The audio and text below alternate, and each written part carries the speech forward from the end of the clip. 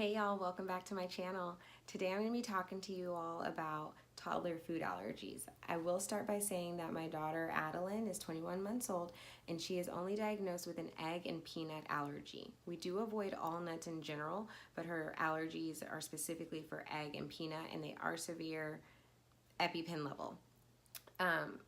I will go from the beginning, I guess. Finding out that she had food allergies was a long journey for us.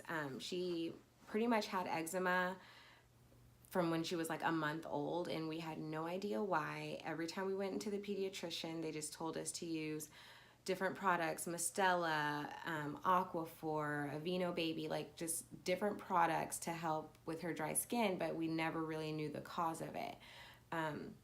When she was about a year, they did prescribe her a steroid cream she could use twice a day for 2 weeks at a time to help clear up the eczema, but that still wasn't telling us why the eczema was happening.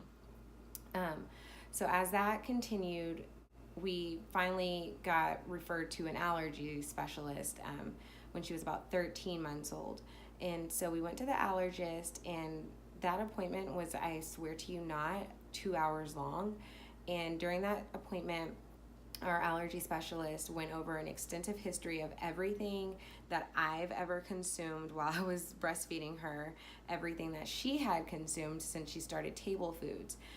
So what made an egg a suspect allergen for her was that when she was 10 months old, we did give her scrambled eggs one morning for breakfast, and she literally started projectile vomiting not even 20 minutes later, like everywhere. It was disgusting. So that's why she thought that egg might be a potential allergen. We had not introduced peanut butter or anything like that, or anything containing nuts or anything at that point, but I ate peanut butter and jelly almost every day while I was nursing her because I liked it. It was good. And I ate pancakes and eggs and all kinds of things. So at that point, we talked about potential allergens, went through that whole 2-hour-long appointment discussing everything she had ever consumed a day in her life.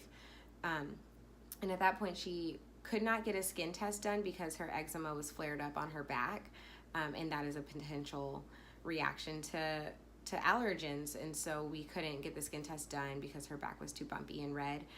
So we went and got a blood test done, and it came back, and her egg and peanut allergy numbers were through the roof. I will insert a picture of those numbers for you, but they were extremely high. And at that point, she called us back in to go over the results, and she said that she had already sent the epi-pen to the pharmacy for us before we even got there because she knew, looking at those numbers, that this was serious. So our next step after that was to cut egg out of her diet completely. And so that included in baked goods like waffles and pancakes, which she loves waffles. So obviously no scrambled eggs, nothing that contains anything like that. Pasta, a lot of pastas are sources of egg or are processed on the same equipment as egg. And so we have to read labels for everything that we buy because we can't have cross-contamination or she will get sick. So after making a conscious effort to cut egg out of her diet completely and making sure that things aren't getting cross-contaminated, we were able to clear up her skin enough to where she was able to actually get the skin test done so that we can test for indoor allergies as well as other food allergies that we didn't get done with the blood test because she's so little that they didn't want to draw vials and vials of blood. So we did get a skin test done, and it came back with still only the egg and peanut.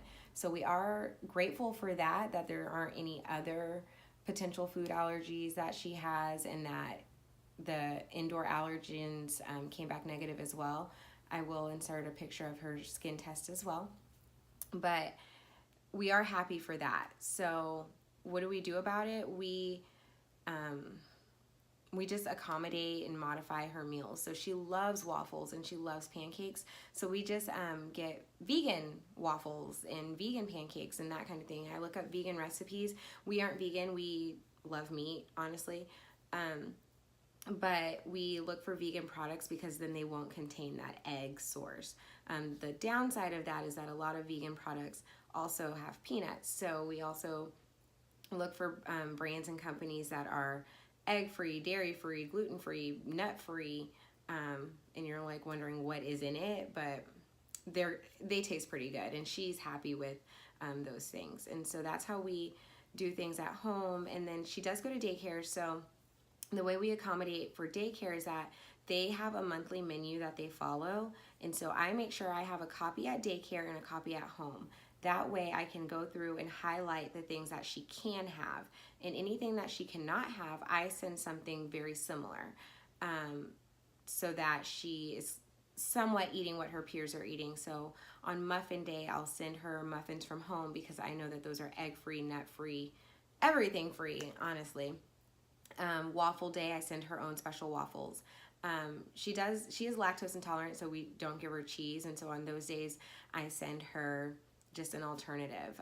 I will have another video following this one in a couple weeks, just giving some toddler food ideas, some things that we do at home that help, so that she's eating what her friends are eating.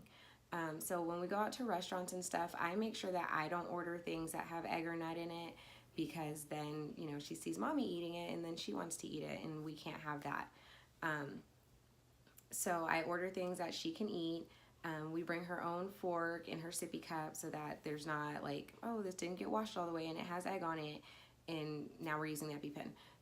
And I always think worst case scenario, so everything is going to end in anaphylaxis in the epi-pen by the end of this conversation, honestly. So that's what we do for when we're going out to eat. You know, we just make sure everything's wiped down. I wipe the tables with at least bare minimum a wet wipe, because I have those in the diaper bag at all times. Like even in my purse, I have them. So if I don't have my diaper bag and we're just impromptu going to eat, there's wipes in my purse, so I'll at least wipe it down the table. Even though she doesn't eat off of the table, she eats off of her plate, but just in case, you never know. So we do that, and let's see, what else do we do in public? We bring all of her snacks. She's still a toddler. She still wants snacks, so I just bring snacks, make sure her hands are clean if she started touching stuff, just because of cross-contamination. People eat peanuts all the time.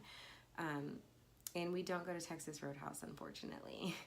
That makes me pretty sad.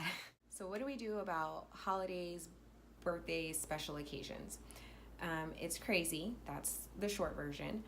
But basically, I have to make sure that no one offers her things that she can't have. So when family members are offering her cookies, I have to just say, no, she can't have it.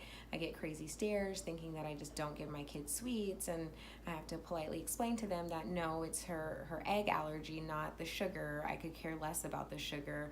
Applesauce pouches have 8 grams of sugar. I'm not concerned about the sugar. I'm concerned about her health. So this Halloween, it's going to be her first Halloween trick-or-treating. She didn't get to go last year because she was sick. So fingers crossed she does not get sick, because I'm making a whole costume for her.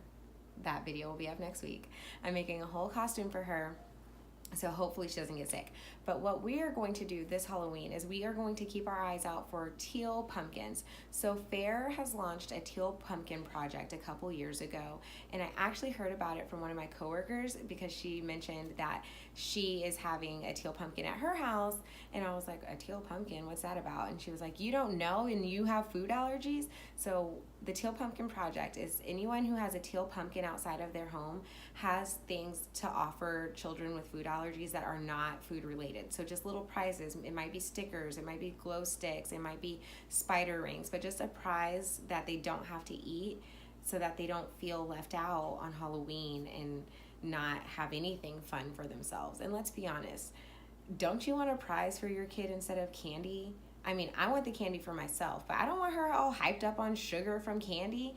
You can play with these stickers and this coloring book. I prefer that. So thank you, teal pumpkins everywhere. You are appreciated.